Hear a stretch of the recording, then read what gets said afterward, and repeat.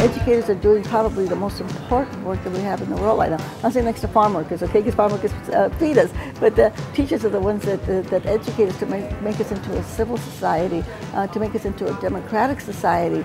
And so if our educational system is dismantled, as we see that is happening now, and then they're putting the blame on the teachers, this is so wrong. So we've got to get teachers to step up and not only to organize their families, organize their neighborhoods, organize their communities. And when I say this, I know it's difficult because we know teachers have so much work to do to begin with. They're not paid for what they should be paid. I mean, when you think that a person coming out of high school can get a job as a prison guard, like in California, it's $70,000 a year, and a teacher has to, get their bachelor's, if they're going to be high school master's or doctorate degrees, and yet they don't start at a salary that, say, a person's in the correction system.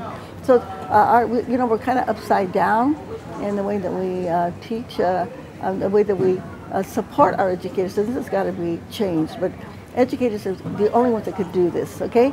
They're going to have to step up to the plate. They're going to have to start organizing, and they're going to have to take responsibility to change it. We need to have our educators step up to the plate and realize, hey, we've got the power to make a difference here. Who we elect to office, are we going to elect people that are going to support us and protect us, or are we going to have people get elected to office that are going to attack us?